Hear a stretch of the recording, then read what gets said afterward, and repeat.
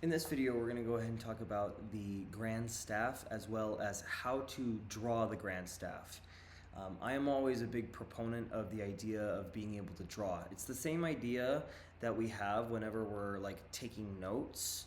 I know a lot of people, and I remember even growing up, whether it was for like spelling bees or exams, it always was helpful to go ahead and write down my different notes or rewrite them, because oftentimes that physical motion does something different for our brain in terms of imprinting that information. And so I do that same thing, of course, with our music. Now, we're going to go ahead and talk about the different parts of the grand staff. Now, first of all, we have to talk about the staff itself, which I'll go ahead and explain briefly, although it's not written here on our worksheet. And again, this worksheet, of course, is provided for free on my website.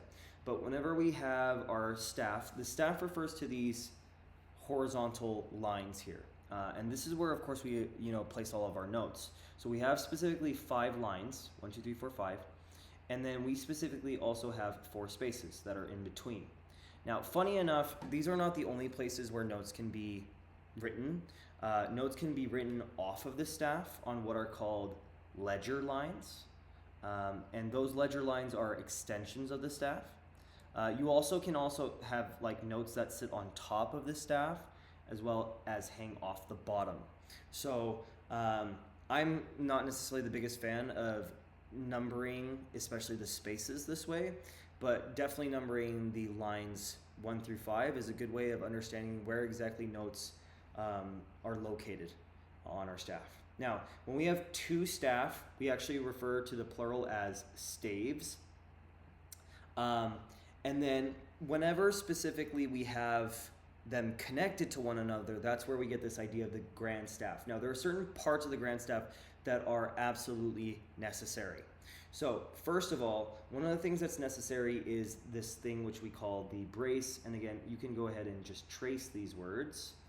But we have the brace, which is referring to this thing right here that kind of looks like either a bracket, as you might call it, or I like to always refer to it as the kind of like a sideways mustache. And then we have a long bar line. Now, this is especially important, these 2 pieces, because these are the 2 pieces that let us know as performers that we're playing both hands together.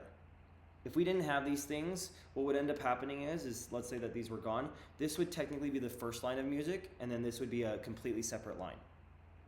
So we would end up going through this line first, and then we play this line first. But when we have that brace and that double bar line, that means that we're playing both hands together. Now, what isn't necessarily essential is these specific clefs, but of course this is the most common way that we end up writing the clefs on here. So we of course have the treble clef here. And the treble clef is also known as the G clef, as you have probably seen in my other videos on how to draw the treble clef. We start on the second line here. You could start with a dot. You don't really have to. I'm just writing that there so that you can see it. But we follow this line up and over to the right, so you get something that looks like the number 6. You twirl up and over, go straight down through and end with a curl. But again, we call this the treble clef, and that's spelled T-R-E-B-L-E and then C-L-E-F. Okay, treble clef. Now, we sometimes will also have sharps or flats here on some of the lines or on the spaces. This is what we oftentimes will call our key, sometimes also referred to as our key signature. But this specifically will tell us later on that, again, certain notes might always be sharp or always be flat. And so it's a really, really good way of making sure that we don't have to write out, sharps all the time.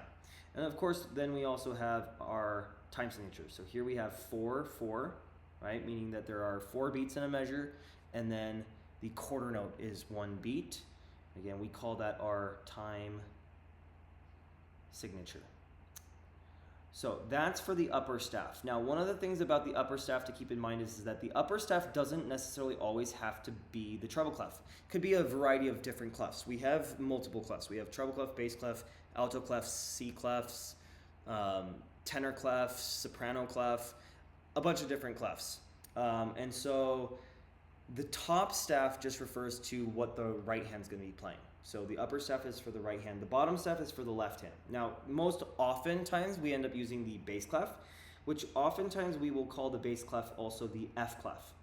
And again, one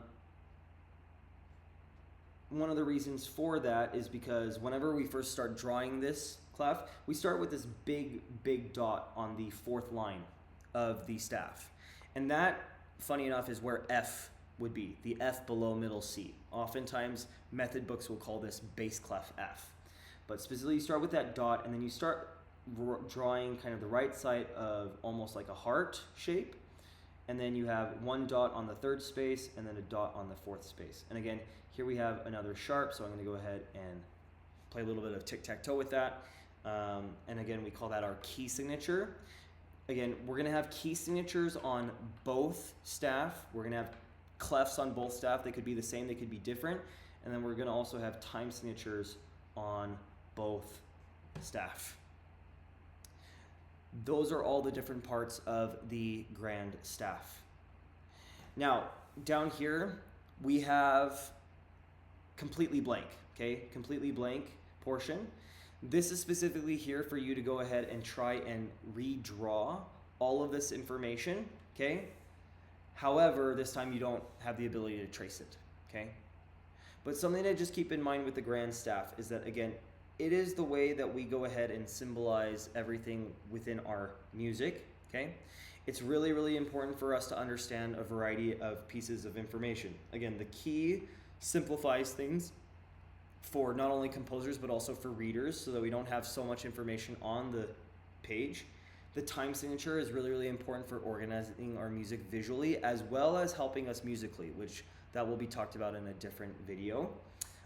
Specifically, our clefs. These clef in general, that word specifically just means that it identifies where exactly middle C is. So with the treble clef, middle C sits on a ledger line here underneath.